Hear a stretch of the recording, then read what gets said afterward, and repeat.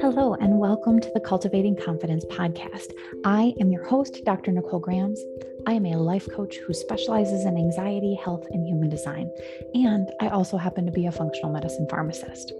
This podcast is a compilation of conversations that I've had with clients and colleagues. So listen in as we explore the mind, body, and soul's confidence in its many forms.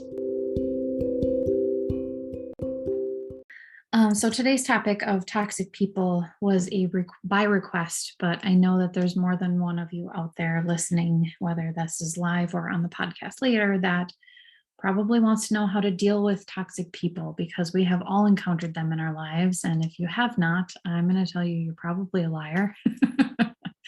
But also, there's a lot of rabbit holes that this conversation can go down. And I'm going to, like I said before, I'm going to leave plenty of time at the end to talk to you guys who are here about your situations, if you feel comfortable sharing, or even just like talking about a topic, and see what sort of guidance we can get and where it's needed. The second thing I want to be clear on is there's actually no such thing as a toxic person, right? It's not like toxic waste where if you touch it, it's gonna rub off on you unless you let it. Like, you can totally be around someone, you can totally hear what they're saying and then react to it.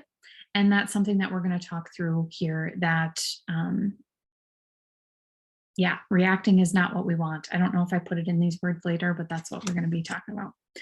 All right. So what does happen is people say things, people do things, people act however they want, right? And we form an opinion on it. And then we look for evidence to support what our brain's opinion has said, right?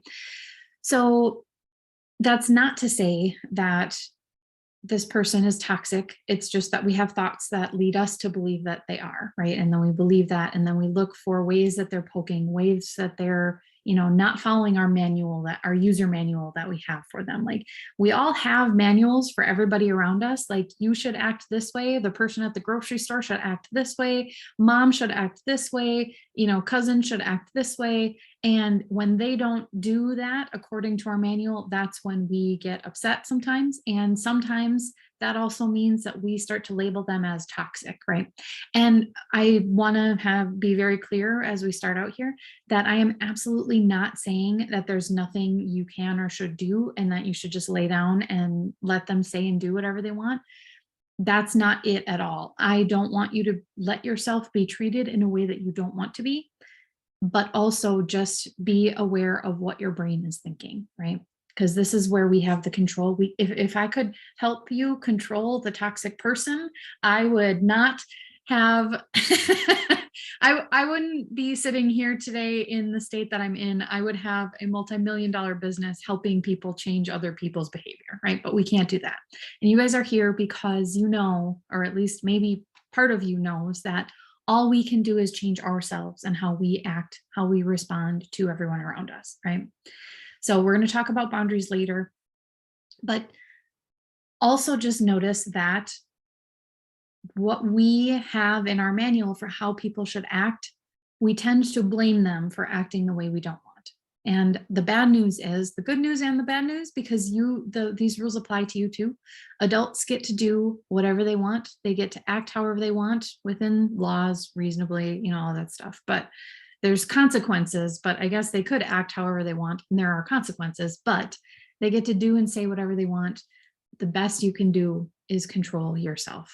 And that's the same for them, but most people are not doing the work to really get introspective about how they're showing up in the world, right? Step one to dealing with toxic people is to literally just allow them to act how they're going to act. Drop the resistance to it. Maybe that looks like reframing it. Reframing how you are thinking about them. Of course, they're acting like this. Of course, they said that. Of course, they're doing this thing, right? But maybe it also sounds like how this person is acting is not my business. Or like if you have a neighbor who's just like gonna complain about your every move, like if you just allow them to act that way and don't make it mean anything about you, life gets better, right? Because you can complain all day long about the neighbor, they're never going to change. And this is I mean, same thing as complaining about the weather. Like you know the person who always complains when it rains, or always complains when it's too hot or too sunny or too humid or whatever. Like, we're not going to be able to change the weather, right? It's how we respond to it that we have control over. And telling the story in a different way might be helpful. All right. The sooner you can accept that other people are acting this way and doing these things, saying these things, the sooner you will find release for yourself. And I am not saying, again, read disclaimer, I'm not saying that they get to do these things to you, say these things to you without your consent. I'm not condoning behavior. I just want to make sure that it's factual. Like, what words did they say? What sentence did they say? Write that down, if whatever, but then remove your meaning from that and see if you can see it from a different angle, maybe. Like, oh, if the neighbor's complaining, I don't know why this is the example, but if the neighbor's complaining about your lawn not being mowed or something, right? And you're just not going to do it right now. Don't make it mean that you're a terrible person or that they're a terrible person for thinking your lawn should be different than it is, right? And just notice how that simple little shift, and it's easier said than done in a lot of situations, but that simple little shift can bring you closer to finding your own inner calm and inner peace, right? Once you've accepted how they're acting, take a look at what you're thinking about them, right? Make a list of every nasty, terrible thought that you have. Maybe it's they're being unreasonable, he's a jerk, she's not listening to what I have to say, they're not respectful, they're not respecting my privacy, whatever it is, right? Make the whole list of whatever it is you think that they're doing wrong. Take your time, make it thorough. The more you have there, the better, because the more you can see like how your brain is creating your problem for you. But as you reflect on this list, think about how each of those sentences feel and make them, like, remove them from this particular person. But like, if I'm thinking they're being unreasonable, like so-and-so's not listening to what I have to say, like just take the names out, but someone is not listening to what I have to say. How does that make you feel in your body, right? Notice if you are feeling angry or outraged or exasperated is a fun word that I used earlier, right? Powerless.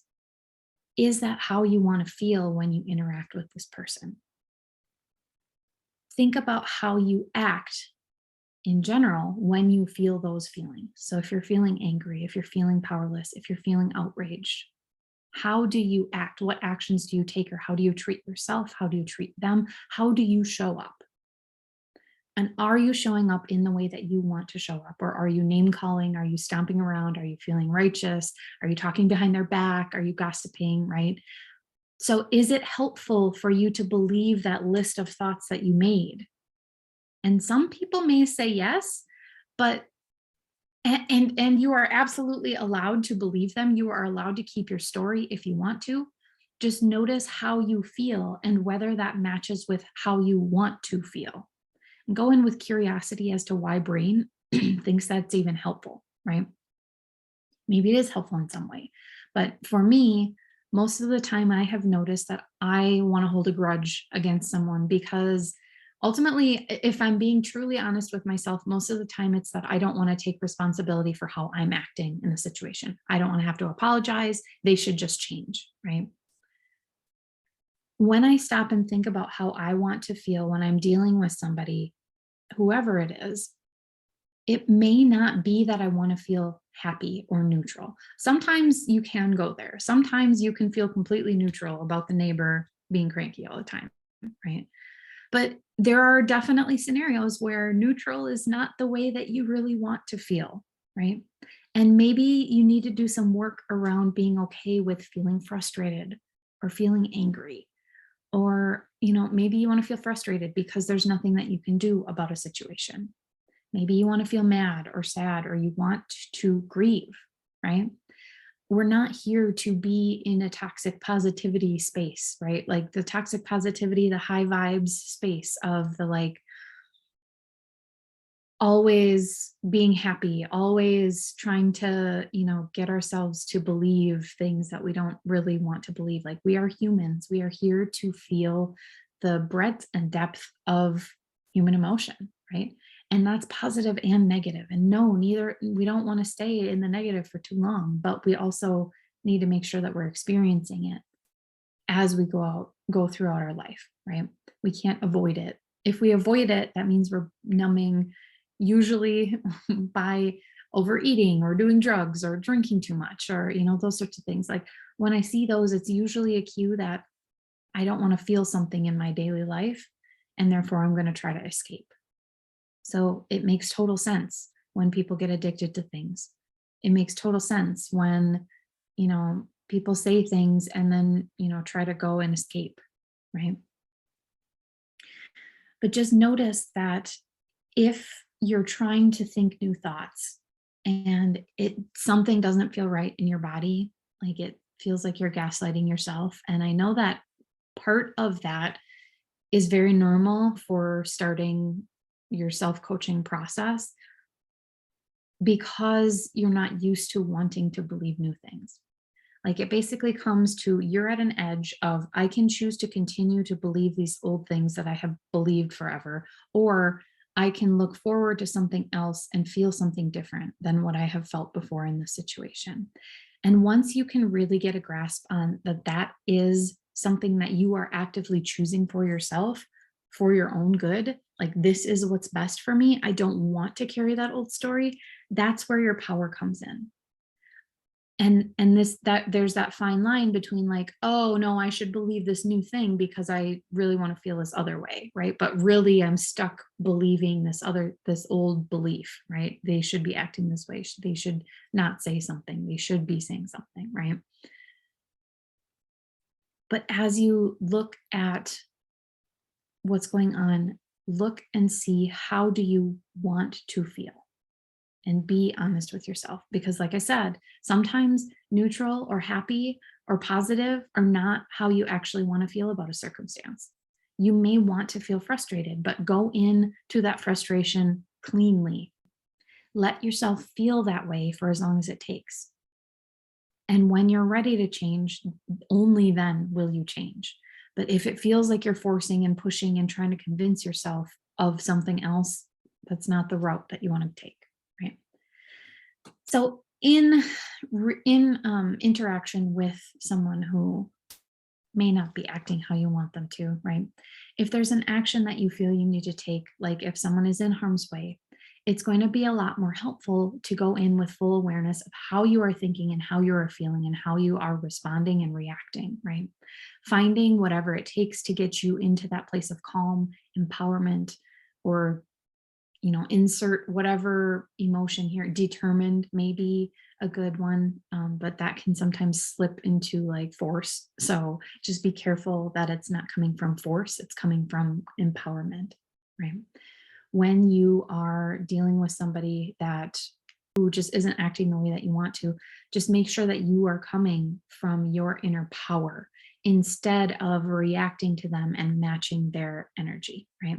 Because if you go into a situation and somebody's shouting at you and you start shouting back at them, how likely do you think they are to actually listen to you, right? Almost zero. Likelihood pretty low, right? But if you go in and they start shouting and you're like, you know what, you can shout all day long. Like, I'm totally cool with that. I understand where you're coming from, and I'm going to stand my ground here with what I'm saying right now, right? Like, I'm trying to do this to help you, maybe, if that's the case, right? I'm trying to do this to help another person. I'm trying to do that. And it's also okay to go into that situation to say, I'm taking this stance for my best interest, period, right? We don't need to go and blame somebody else or like loop somebody else in that doesn't need to be involved, right? I'm saying this from my own space, right? But just make sure that you're going in from that clean place and not trying to manipulate them in any way. So try to, like I said before, try to put your understanding hat on. See if you can understand why they may be saying what they're saying. Find a way to make it make sense for you for a moment. Just try that hat on. You can take it right back off when you're done interacting with that person. If they get upset about something, stay in control of yourself, because they may have a dog whistle cue for you, right? They what they are is something that to the average person means absolutely nothing.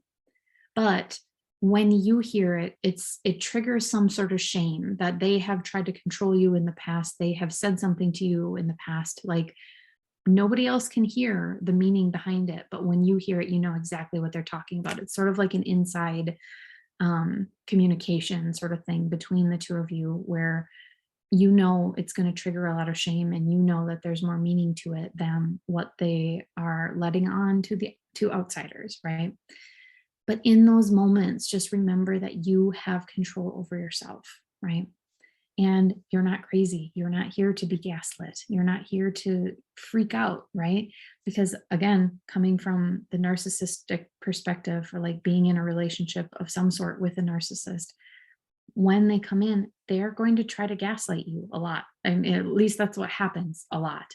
And try to make you feel like you're crazy. And then you start to get upset and then you erupt and blow up. And then they can point at you and say, oh, see, look, this person's crazy. Like, this is why we can't have nice things, basically, is because she's crazy or he's crazy or, you know, they just can't control themselves. That's where you have the power because you can step in, you can stand up, and you can be completely calm and understand that they're misunderstanding you. Let them misunderstand you, right? Let them be wrong about you and let them act however they want to act while you can stay and act how you want to act, right? But just come from that clean space and it becomes a lot easier. Now, I know a lot of people deal with perceived toxic people in their family, right? And we think there's an obligation to keep them around, whether that's a parent or a cousin or a brother or sister or, you know, anyone in your family. Like, oh, we have to go over to Aunt Sue's house because, you know, she's my aunt and she always has Christmas over there and the whole family goes. Like, that doesn't necessarily mean that you have to participate. And you can absolutely say no. I'm giving you permission if you ever needed it. You do not have to let your family control you unless you want to. And then we can do some work on the side about coming from a clean space and being able to take time for yourself and take care of yourself in those situations, right? But ultimately, I think the best, I don't know if I want to say revenge, but like the best, like we want to get revenge on toxic people a lot, right? Like we think that we need to get back at them because they have gotten to us in some way. But ultimately, I think the best revenge is going out and living your full ass life happily without needing them, right? And sometimes that's easier said than done. And sometimes it's as easy as making a decision and communicating your needs and wants very clearly, right? But you have my permission to set boundaries. Oh, we didn't really talk about boundaries. I guess I didn't really write much about that, but setting a boundary, aside from being clean on setting it, boundaries are all about communication. So if you decide that you no longer want to communicate with somebody, make sure that you tell them, right? You don't just, well, maybe it's very situational dependent, but it may be better to say something to them about how I'm not going to answer your texts or calls anymore. I'm not going to, you know, come to these play dates anymore. I'm not going to, whatever it is, right? As long as you're communicating with them and try to keep the blame and shame and all that stuff out of there, just state, right? But if it's someone that you're going to want to go in and try to change their mind, don't try to set that boundary. Don't try to communicate with them at that time, right? Because sometimes it's, you know, this is a relationship that I wanted to have, and I have realized that it's just not what I want anymore. I've made some realizations, I've learned, I've observed, I have done all these things, right? And setting a boundary around what you communicate about. Maybe it's about a custody issue. Maybe it's about sharing a dog with each other. Maybe it's about caring for a parent with your sibling who you are not on the same terms with, right? But again, you get to control who you are and who you are being and come from a clean space as you set your boundaries. And sometimes Um, unconditional love means not talking to that person, right? Not talking to their face, not talking to them through the phone or texting or emailing or blocking them from all social media. Sometimes that means I love you enough to let you be who you are, and I love myself enough to not be around that. And that's okay, no matter who they are. But just get out there and reach out for help if you need, but get out there and live your own full ass life. Thank you for taking the time to listen in today. Many of you will be able to take the ideas that you've heard and apply them in your daily life, and that's really all you need. That's amazing. But for those of you who could use a little one-on-one help with how to make these things actually work for you in your real life, please reach out. The link to schedule a consult with me is in the show notes. You don't have to do this alone. See you soon.